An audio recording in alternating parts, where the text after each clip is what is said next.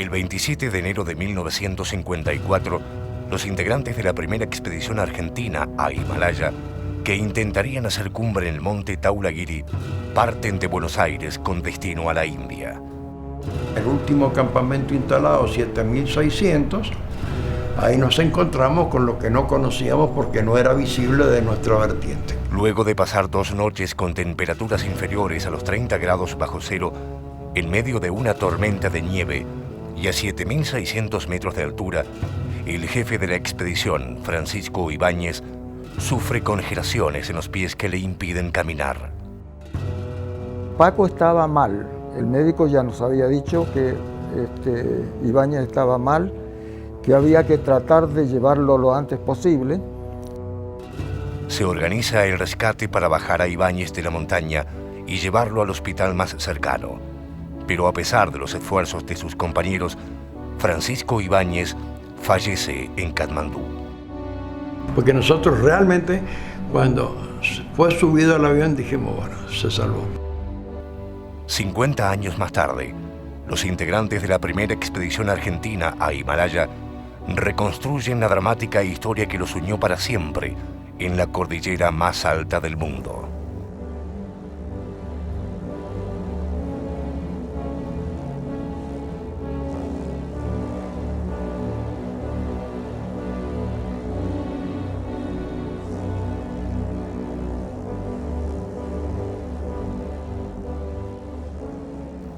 En los años 50, la actividad de montaña en Argentina estaba limitada a unos pocos entusiastas de este deporte. No había escuelas, no había equipos especiales, no había tecnología publicada. Encontrar un libro de montaña era una cosa rara. Íbamos por la calle con mochila y nos miraban como si fuéramos bichos de cesto. Y además teníamos la facultad de no tener que subir los cerros por la ruta más difícil. Había que subir el cerro por subirlo y si no tenía nombre, ponerle el nombre que uno quería. Que eso era muy bonito, que no es algo que pueden hacer los andinistas actuales, que ya está todo subido prácticamente y todo con nombre. Y un poco más romántico, porque lo hacíamos porque queríamos, sin ningún auspicio, sin ninguna cosa. Ahora el andinismo está todo basado, en la mayoría de los casos, por alguien que lo auspicia y que exige que haya éxito. Y es un compromiso mayor que no lo tuvimos nosotros. Éramos más libres para hacerlo. Era una época muy clásica todavía para todo el andinismo argentino. Y cuando vinimos nosotros, teníamos ya ciertos conocimientos modernos de la escalada, ¿no? Muchos equipos de alta montaña eran fabricados por los propios montañistas, y se trataba de elementos rústicos y pesados.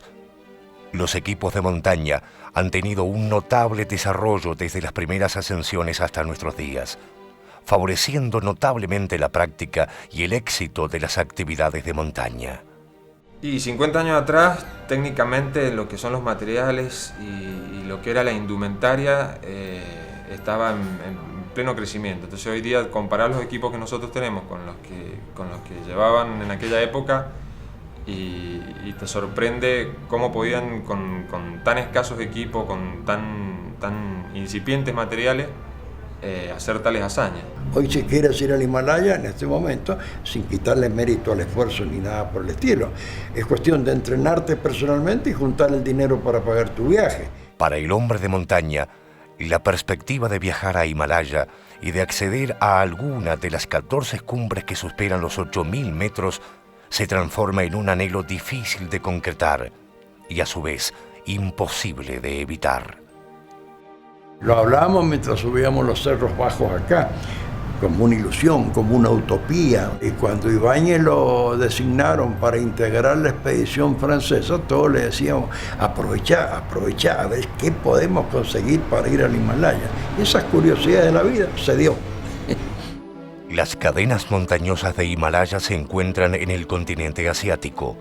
Actualmente, la manera usual de acceder a estas estribaciones es por Nepal, previo paso por la India. Para el hombre, el deseo de llegar a lo más alto se tradujo en sucesivas expediciones europeas desde principios del siglo XX. En 1953, la cumbre del monte Everest, el más alto de la Tierra, fue conquistada por Sir Edmund Hillary y el Sherpa Tenzing Norgay, luego de no menos de 15 intentos ingleses. En 1954 habían sido coronados solo 3 de los 14 8000 del mundo. La primera expedición argentina a Himalaya pretendía convertir a este país en la 4ª nación en escalar uno de los picos más altos que existen. El objetivo fue el monte Dhaulagiri, de 8.167 metros de altura. El equipo estaba integrado, entre otros, por el jefe de la expedición, teniente primero Francisco Ibáñez, Gerardo Batzel, de origen austríaco, Alfredo Magnani y Dinko Bertoncelj, nacido en Eslovenia. En aquella época me consideraban un experto en roca, por ejemplo, como escalador en roca, ¿no? Y como sabían que por encima de la Pera los suizos quedaron en un cierto lugar y no pudieron avanzar porque no tenían equipo, no podían armarse bien, por una pared para llegar al filo del Dhaulagiri. Y es probable que por eso Ibáñez me quiso conocer, por eso subimos a la Torre Catedral junto con la señora y con otra amiga. Y ahí nos hicimos muy amigos. Semanas después me escribieron invitándome oficialmente a la expedición. Completaban la expedición el cineasta y fotógrafo Jorge Iñarra Iraegui, el sargento primero Felipe Godoy, el radiooperador Miguel Gil, Fernando Grajales, el doctor Antonio Ruiz Beramendi, Hugo Benavides y el chileno Roberto Busquet, invitado a participar de la expedición debido a la buena relación entre las asociaciones de montaña de Argentina y Chile. Hacia 1950, pensar en escalar una montaña de Himalaya en solitario era imposible.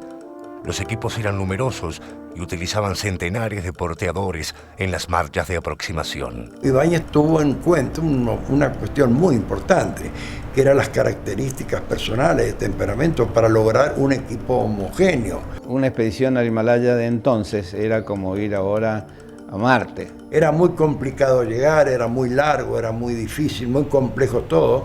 No había ninguna organización previa.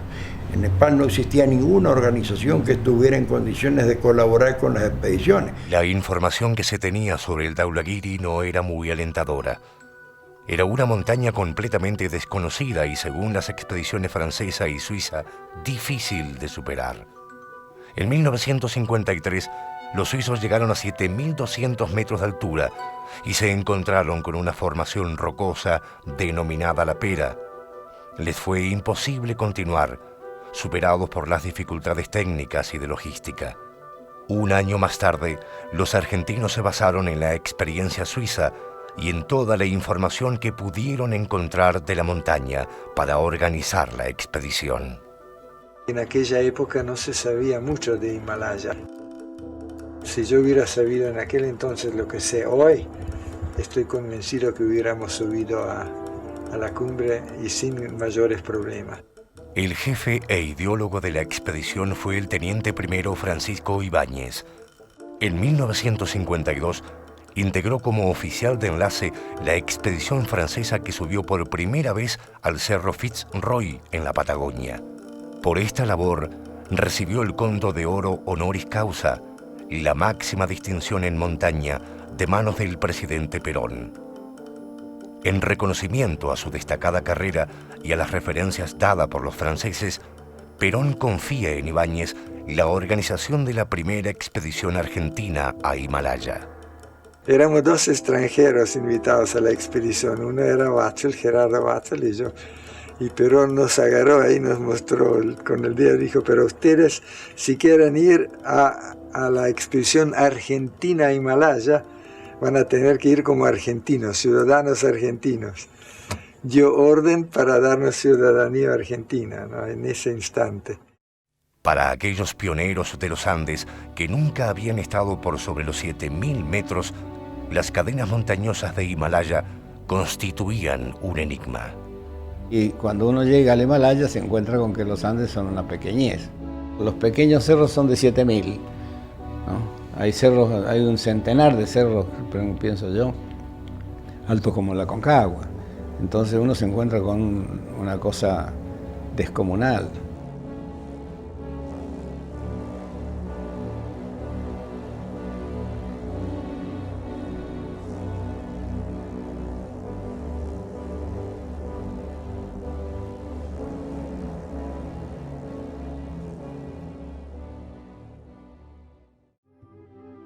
Luego del extenso viaje en avión desde Buenos Aires, con una escala de varios días en Europa, los expedicionarios llegan a Delhi y despachan las 12 toneladas de equipaje en un tren que tiene como destino la ciudad terminal de Nautangua. La carga continúa en camión hasta la primera ciudad nepalesa de Bairagua. Los 11 miembros de la expedición argentina toman contacto con el equipo de porteadores de altura que los va a acompañar en la aventura al Dhaulagiri.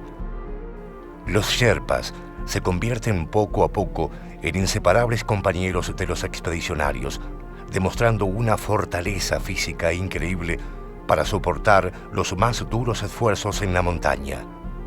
El líder de los Sherpas era Pasang Dawalama, un experimentado montañista que había participado en anteriores expediciones a los 8000 de Himalaya. Miguel Ángel Gil, el radiooperador de la expedición, realizó la primera comunicación radial desde la cumbre de la Aconcagua en 1953. Tras varias pruebas realizadas por el Radio Club Argentino, Miguel Gil fue designado para completar la expedición a Himalaya.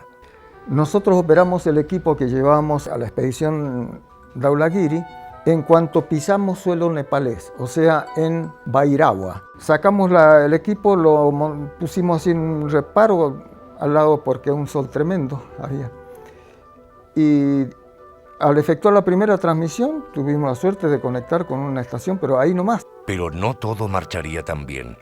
Y durante el viaje de aproximación, una de las baterías del equipo de radio cae del burro que lo transportaba. Al tener averías en una de las baterías, directamente estuvo muy limitado mi trabajo en el campamento. Casi exclusivamente a recibir los mensajes que nos mandaba All India Radio con respecto al movimiento, sobre todo del monzón. Jorge Iñarra Iraegui era el camarógrafo y fotógrafo designado por Ibáñez para documentar la travesía de la expedición en Himalaya.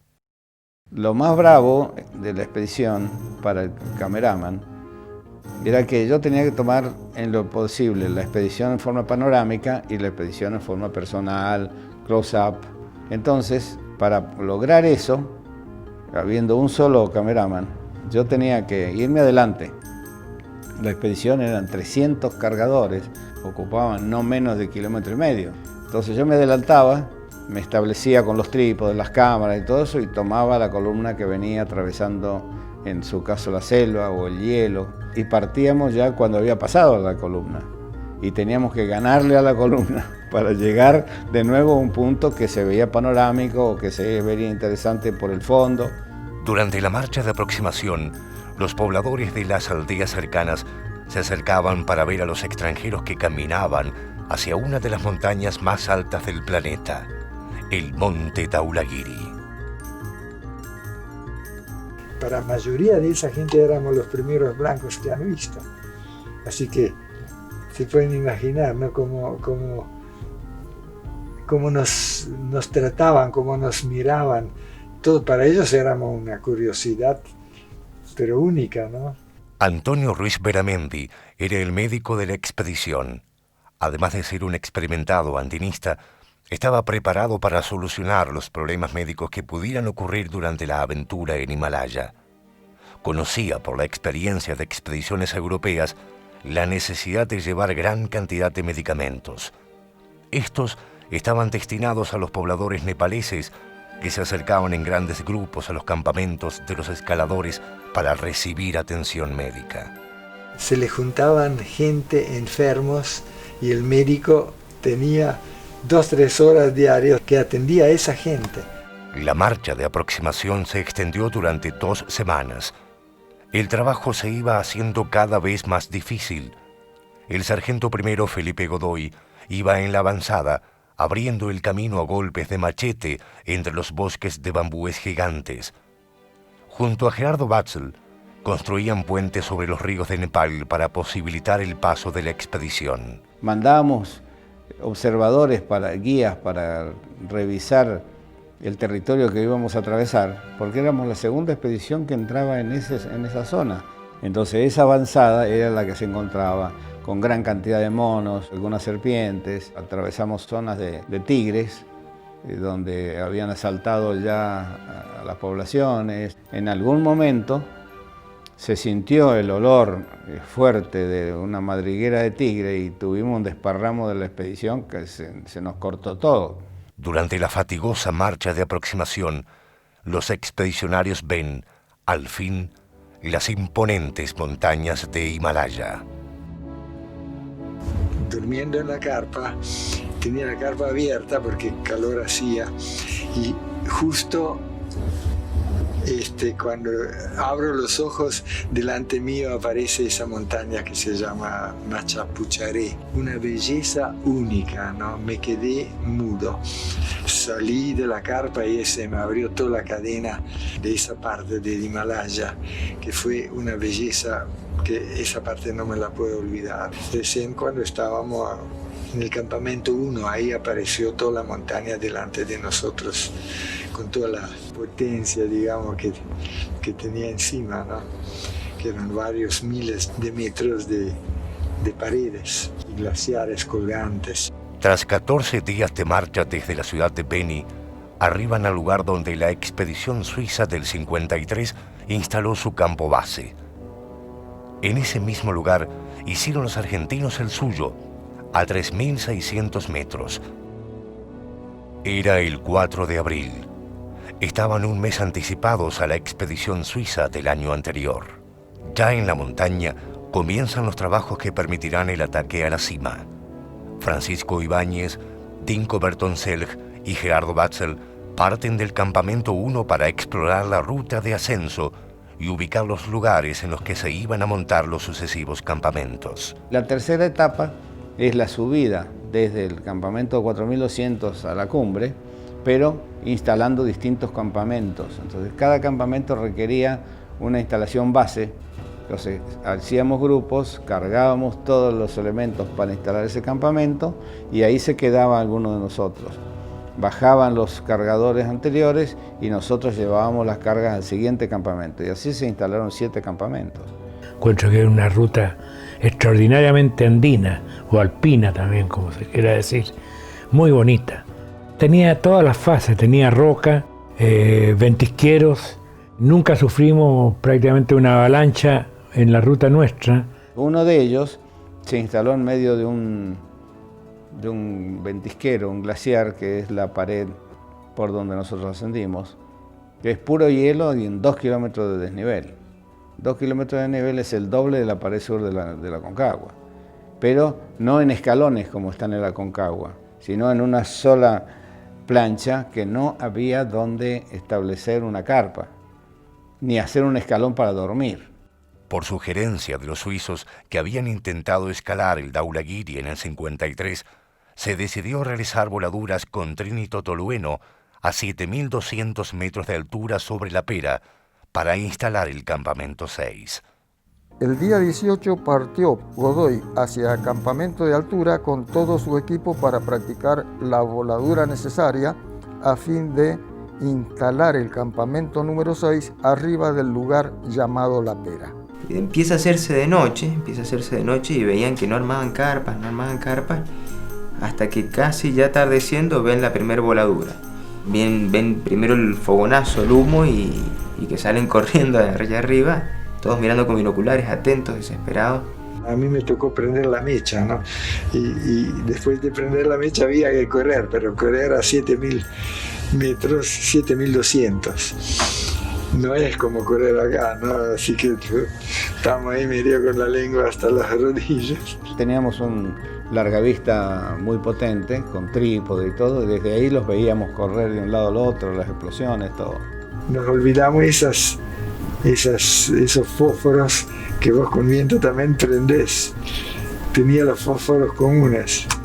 Me costó horrores prender la mecha, pero al final conseguimos, ¿no? Fue todo un sacrificio. Felipe Godoy junto a Dinko Bertoncelli y 2 sherpas hicieron 28 explosiones con dinamita durante 3 días.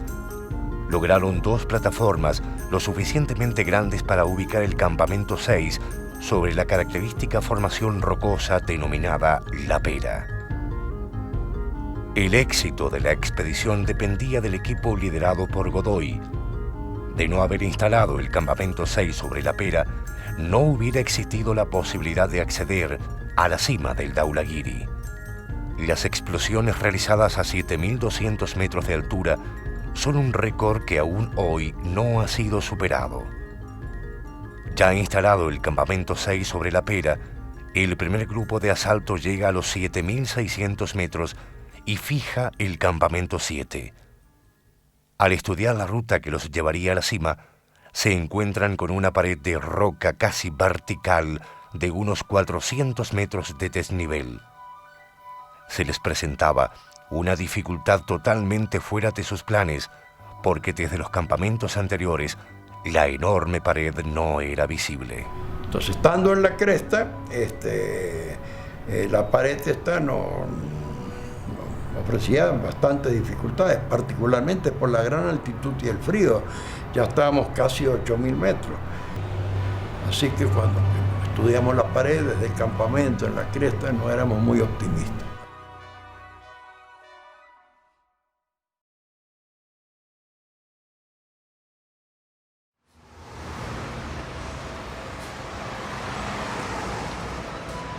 En la ciudad de Mendoza se seguían los desarrollos de la expedición con un interés especial.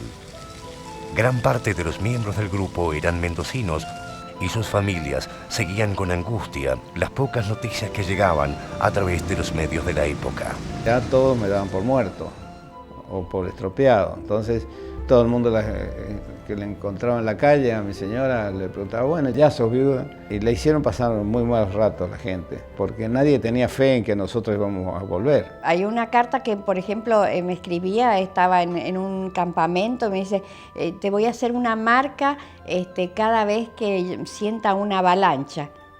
Y en la carta, 5 o 6 veces, la marquita de las avalanchas mientras él escribía la carta. Desde el Dhaulagiri, las noticias eran escasas y los diarios reflejaban la incertidumbre que había en torno a las familias de los expedicionarios. Las cartas que eran enviadas hacia Argentina demoraban semanas en su viaje desde Nepal. Fue un tiempo muy angustiante porque las noticias venían esporádicamente. Pasaron 2 meses que no teníamos noticias, cuando se decía que se había perdido la expedición y que había habido muertos. Todo el mundo preguntándote, bueno, ¿y qué noticias tenés? ¿Y qué pasó? Y lo mismo que saben ustedes, nada. En el monte Dhaulagiri, la expedición entraba en sus etapas finales. Ya instalado el campamento 7 a 7.600 metros de altura, el equipo planeaba el ataque a la cumbre. Ibáñez comienza a sentir en ese campamento el problema del congelamiento de sus pies. Una molestia, un dolor. Entonces, bueno, la verdad es que en ese momento, en ese lugar, los ánimos cayeron bastante. El día 26 llegaron las primeras malas noticias acerca del monzón. Escuchamos que el monzón se desplazaba del norte del mar de Andamán hacia el este y centro de Bengala. Si seguía de este a oeste, pronto llegaría a nuestra zona. De noche la carpa empezó a deslizarse. Tuvimos que salir así como estábamos para fijarla, para no irnos, porque de un lado, no sé, son varios miles de metros y para el otro por lo menos 500 seguro, ¿no? Más o menos la fijamos, pero creo que en esa noche, y también Ibáñez quedó congelado. No congelado todavía, pero ya en el proceso de congelamiento. Pero en la mañana me di cuenta que mis piernas no me respondían más y sabía que tengo que decidir la retirada, ¿no? Quise convencer a Ibáñez también, porque estábamos juntos en la misma carpa. Le quise convencer de que bajara conmigo. Dijo, no, yo tengo que quedar de apoyo a Vázquez, Magnani, a Pasang Davalama y a Angnima, que siguieron para llegar a 8000. Al día siguiente de la partida de Bertoncelj y 3 sherpas hacia los campamentos bajos, comienzan la exploración de la pared de roca. Sobrepasaba los 400 metros de desnivel vertical. Ibáñez no se siente en condiciones de acompañarlos.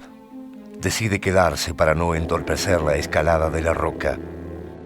Con pocas expectativas de superar la pared, deciden llevar solo el equipo de escalada, pensando que el regreso al campamento 7 sería rápido. Por suerte, yo cargué mi mochila vacía. Iba a llevar la bolsa Hormit, pero decidimos que no era necesario, con una lata de leche condensada, un calentador de alcohol sólido, porque siempre pensábamos que llegaríamos no más 1 o 2 horas de marcha y tendríamos que regresar. Por supuesto, llevamos equipo de escalamiento, cuerdas, etc. Establecen 2 cordadas compuestas por Batzel y el sherpa Pasak Dawalama al frente. Mañani y el sherpa Annima le siguen detrás. Fuimos ganando altura, hora tras hora. Entre las 5 o 6 de la tarde terminó la pared. Ya no podíamos regresar sin que nos tomara la noche en la bajada. Tampoco podíamos seguir a la cumbre sin ningún equipo. De manera que no tuvimos más remedio que optar por cavar una gruta en la nieve, debajo de una gran roca, y meternos allí los 4 para pasar la noche. Según el altímetro, estaban a 8.050 metros de altura. Para corroborar las mediciones, observan las montañas vecinas. La cumbre del Dhaulagiri Himal, de 7.950 metros, está por debajo. Y ahí nos avisaron que llegaba el monzón al lugar donde estábamos nosotros. El monzón cayó justo cuando estos estaban a 8.000 metros de altura. Durante la noche cae una fuerte nevada traída por el monzón. Dentro del vivac, los 4 expedicionarios se sientan sobre las cuerdas de escalada y se van turnando la mochila para cubrirse los pies. La noche, a 8.050 metros, se hace interminable. A la mañana siguiente, amanece despejado, pero ha caído mucha nieve. Y ahí se planteó el gran dilema. Seguimos a la cumbre. Batzel dijo con mucho acierto, si vamos a la cumbre no vamos a tardar menos de 2 a 3 horas, tenemos que regresar y tenemos que bajar la pared, que ahora está con nieve, está húmeda, está peligrosa.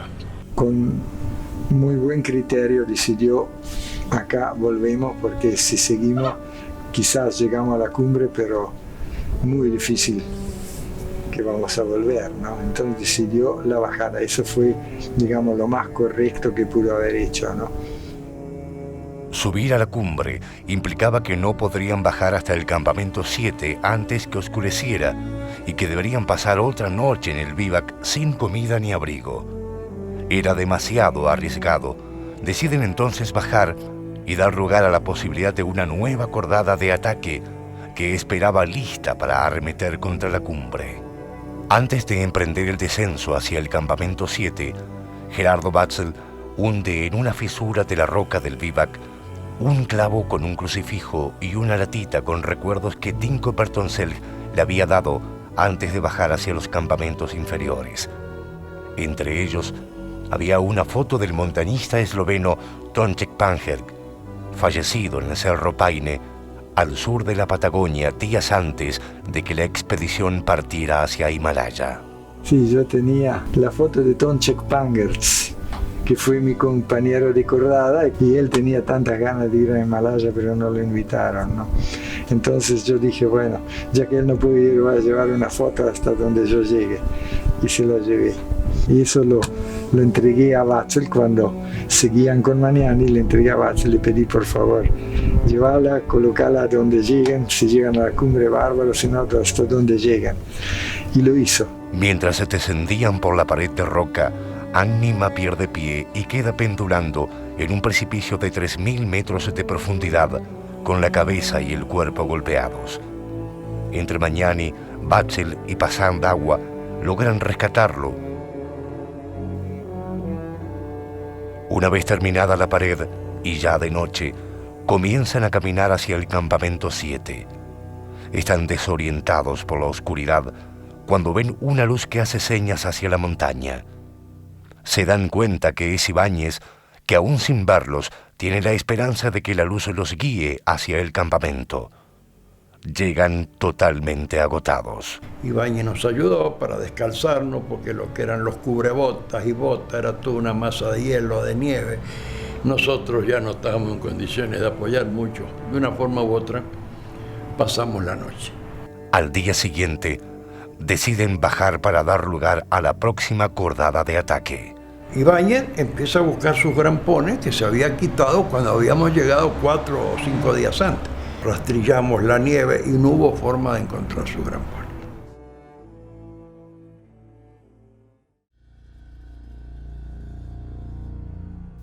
Sin los grampones de Ibáñez, el descenso se hace terriblemente difícil y peligroso. Claro, Ibáñez sin grampones, en cuanto daba un paso, resbalaba. Avanzaba, por ejemplo, yo, largo una cuerda, 25, 30 metros, me afirmaba bien en el hielo con grampones, piqueta, y le iba recogiendo la cuerda mientras Ibáñez venía remando en la ladera hasta que por ahí se deslizaba y lo frenaba con la piqueta. Claro que me sacudía entero, pesaba muchísimo más que yo. Luego de un esfuerzo agotador, logran llegar al campamento de La Pera. Continuar la bajada en esas condiciones era imposible, y al día siguiente, Ibáñez convence a sus compañeros de que sigan el descenso sin él, para que envíen a 2 sherpas con un nuevo par de grampones. El 5 de junio, los sherpas parten hacia el campamento 6 con los grampones, pero Ibáñez tiene los pies tan congelados que no se puede parar. Así que los 2 sherpas, ante la situación, Ibáñez le dijo, bueno, bajen y que venga más gente a bajarme, ya no puedo bajar. Así que los 2 sherpas, inmediatamente, ¡bum!, abajo. A todo esto ya abajo vieron que en vez de 3 puntos bajaban 2. Inmediatamente, Roberto Busquet decide armar un equipo de rescate y habla con Ruiz Beramendi, el médico, para que los acompañe a buscar a Ibáñez. Le dije, mira, yo no sé cómo estará Ibáñez, pero yo creo que Ibáñez no está bien y tú eres el único que puede hacer algo por él. Al final lo convencí que tenía que ir conmigo. Y ahí partimos con 2 sherpas, con Bemba y con Nimachita. Partimos los 4. El grupo de rescate divisa la carpa donde estaba Francisco Ibáñez. Era tan grande la ansiedad que, desencordándose, corrieron hacia allí. Al abrirla, encontraron a Ibáñez completamente exhausto. Apenas podía levantar su mano para saludarlos. Pues llegó Ruiz, le abrimos los pantalones y ya era mármol todo. Le hablé muy claro. Le dije, mira Paco, tú ya no puedes hacer nada por esto, te vamos a meter en un saco, tú sabes que no vas a tener defensa, con los brazos adentro, todo. Trataremos de que no nos pase nada, pero te voy a meter en un saco de cualquier forma y no te puedo oponer. No, me dijo, yo ya sé que no se haga así, que hagan lo que quieran. En el campamento 6 no hay provisiones ni gas para preparar algo con que calentarse. A pesar de lo avanzado de la tarde, Busquet y Ruiz deciden que deben bajar aún sabiendo que la noche los alcanzará durante el recorrido. Entonces lo metieron en su bolsa a dormir, que eran dobles, muy buenas las bolsas. Lo ataron así con cuerda, como si fuera un trineo, cuya base era la bolsa a dormir, solamente con la cabecita afuera. Busquet, Ruiz y 2 sherpas comienzan a bajar a Ibáñez sujetándolos con cuerdas desde 4 puntos, mientras resbalan por el hielo durante toda la tarde. Luego, la nieve desaparece y deben llevar a Ibáñez sosteniéndolo entre 2 personas hasta el campamento 1, donde se organiza la retirada definitiva de la montaña. Restan 250 kilómetros de selva hasta Pócara. 14 miembros de la expedición sufren algún grado de congelamiento y el monzón descarga sus lluvias a diario, dificultando aún más el retorno. El estado de Ibáñez empeora cada día y a mitad de camino se le debe efectuar una operación de urgencia. el médico improvisó en la carpa una especie de hospitalito, se desinfectó todo como se pudo, qué sé yo, en medio de la lluvia, en medio de la selva, y ahí le cortó los dedos de los pies, de los dos pies. En el trayecto encuentran que el cauce del crecido río Mayán-Dicola se había llevado los puentes construidos en el camino de aproximación. Deben realizar una durísima ruta alternativa, sobre todo para los culis que llevan a Ibáñez en una canasta de bambú sostenida con una correa sobre su frente. Paco estaba mal, el médico ya nos había dicho que Ibáñez estaba mal, que había que tratar de llevarlo lo antes posible.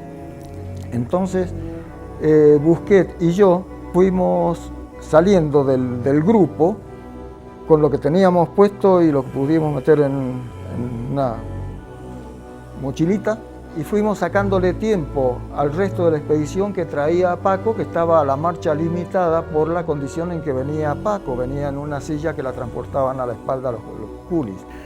Tuvimos 6 días caminando sin dormir. Digamos, 1 hora dormiríamos por ahí en algún lado para llegar a contratar un avión a Pócara. Prácticamente el avión lo estaba esperando en Pócara, y eso para nosotros fue un logro, porque le dio la posibilidad de llegar al hospital de Katmandú derecho. En Pócara, Ibáñez sufre la amputación de un pie. Aterriza el avión, se había terminado la operación, entonces inmediatamente se lo lleva con una camilla, le hicieron un hueco en el avión y ahí partió, llega a Katmandú, ahí lo esperaban, lo atendieron, pero ya no se pudo con la septicemia y a los 2 días falleció.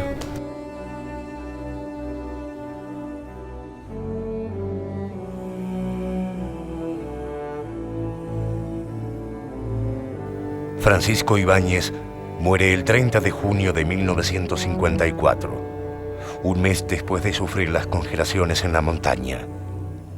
La noticia de su muerte llega a Argentina antes que a sus propios compañeros en Pócara. Inmediatamente, los medios de comunicación difunden la triste noticia. Diarios y revistas especializadas dedican sus páginas a recordar al andinista. A sus compañeros de expedición les cuesta creer que Paco ha fallecido. Porque nosotros realmente, cuando fue subido al avión, dijimos, bueno, se salvó. En ese avión donde se lo va cargando Ibáñez, venía el telegrama para Ibáñez donde le comunicaban el nacimiento de su hijo. Nos llegó la noticia que nació el hijo de él. Y se ve que nació 2 meses antes, 7 mesino, Guillermo. Bueno, con los dedos hizo así. Y nosotros no sabíamos en principio, pero se ve que se dio cuenta, pero no pudo hablar. Y mostró los 2 meses que el hijo le nació antes de lo previsto, ¿no?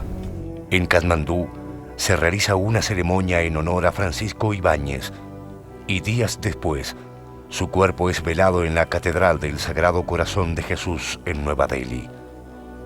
El resto de los integrantes de la expedición van regresando al país en diferentes vuelos.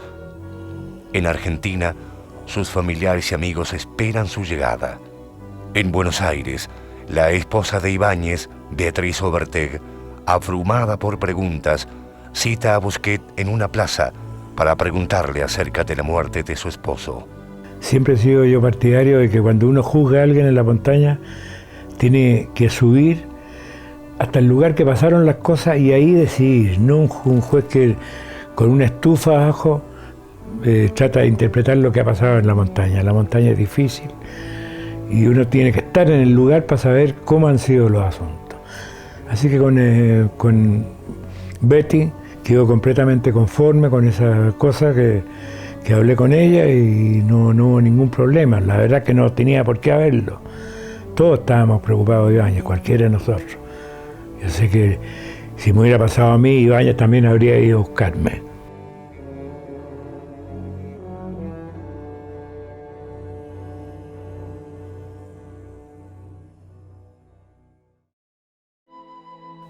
Durante los meses que duró la expedición a Dhaulagiri, los familiares de los andinistas vivieron momentos de angustia, esperando el regreso de la expedición. 50 años más tarde, la historia de aquella aventura vive en cada uno de ellos. El viejo Himalaya estuvo siempre en la familia, porque estaban los libros de él, sus experiencias, sus anécdotas. Además, nosotros hemos estado siempre con los amigos de Tito de Himalaya. Entonces era un tema que estaba en la familia. Por supuesto, siempre había alguna nueva pregunta. ¿Y el Yeti? ¿Y qué pasaba? ¿Y cómo es Katmandú? ¿Hay muchos templos? Es decir, ese tipo de preguntas de curiosidad, pero no tanto quizá de la expedición en sí, porque Tito hizo una crónica muy detallada en su libro. En realidad, ese libro es una crónica de viaje, ¿no? De toda la expedición. La expedición fue regresando al país en diferentes grupos, haciendo largas escalas en Europa. Después de 6 meses en Himalaya, los miembros de la expedición se reencuentran con sus familias. El regreso de Miguel a Mendoza fue algo muy emocionante, porque ahí sí participó todo lo que era el barrio donde vivía Miguel. Todo el barrio se preparó para recibirlo.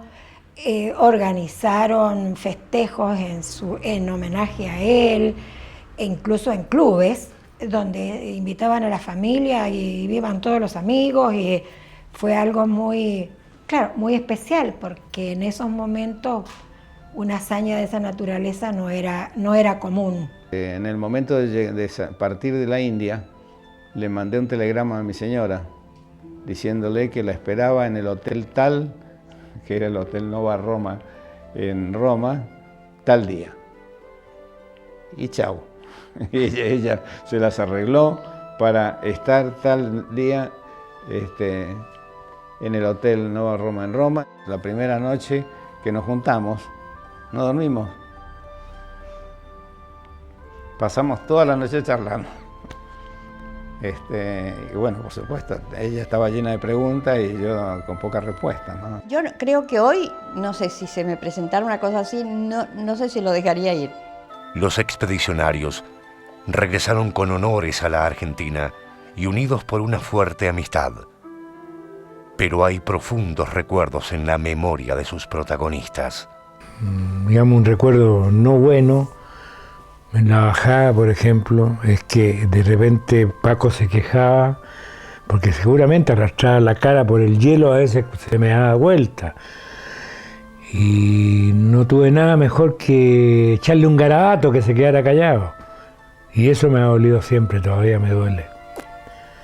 Pero la verdad que venía con tanto esfuerzo de hacer las cosas, de no irnos para abajo, de que no pasara nada, y yo no soy para garabatear a nadie, pero fue un momento que después me lo recriminaba. Más allá del heroísmo y el desafío de lograr una cumbre en aquellos años pioneros, algo más importante distingue a la expedición argentina sobre el resto de las expediciones del mundo. La amistad es lo más hermoso que, digamos, que se puede apreciar, porque a pesar de los años que han pasado, se mantiene prácticamente el grupo completo, está todo unido, nos mantenemos en contacto prácticamente permanente y hay una relación de afecto entre ellos especialmente muy, muy grande. La amistad que yo tengo con compañeros de Ascensión es irrevocable, es definitiva, y el cariño que nos tenemos, por ejemplo, con todos los expedicionarios, es como somos como hermanos, ¿no? Nuestros hijos y nuestros nietos son amigos entre ellos. Así que es toda una familia, una gran familia hoy día, y tuvimos suerte de que no hubo absolutamente ningún roce en la expedición, a pesar de las situaciones de riesgo y situaciones de emergencia que hemos tenido que pasar, ¿no? Creo que es de las pocas expediciones que han ido a una cosa como la nuestra, que no lleguen peleados. Aquí nadie llegó peleado, todos estábamos completamente conformes, no conformes porque hubiéramos querido llegar a la cumbre, pero amigablemente, digamos, que las cosas se habían hecho lo mejor posible. Y eso es una gran cosa, eso que pasó, y es la amistad que tenemos ahora, que es una amistad completa en todo sentido. Yo tengo una pieza para ellos allá en la casa. La parte más linda para mí de todo es que a pesar de 50 años supimos mantener las amistades como antes. Y son valores.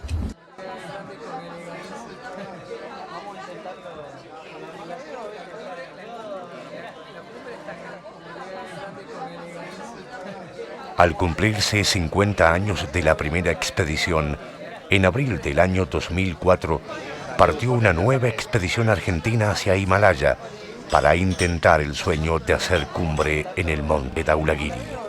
Insisto que nuestro objetivo principal no es llegar a la cumbre, sino reconocer el trabajo de esas personas que hace 50 años, sin ningún conocimiento del Himalaya, con muchísimas dificultades, con unos proyectos que eran de meses, ¿no? Nosotros vamos a estar 45 días. En las expediciones del año 50 se tardaban meses, o sea, 4 o 5 meses en poder acometer una montaña. Eso es lo que nosotros queremos realmente rememorar y en cierta forma revivir. Creemos que como montañeros debemos alimentar nuestra ilusión y vivir un episodio como el que vivieron los hombres del 54 en el Dhaulagiri. Creo que es un recuerdo que lo mantendremos todos los miembros de la expedición del 2004 latente en nuestros corazones. Como éxito, la cumbre, volver todos, volver sanos, sin lastimones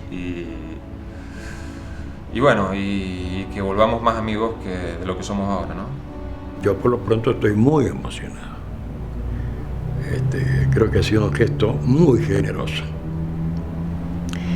Entonces siempre les digo a los chicos que les deseo que cuando cumplan sus 50 años venga otro grupo y les diga, bueno, vamos a hacer una expedición en homenaje a la expedición que hizo el homenaje. Yo me llevo algo muy bonito.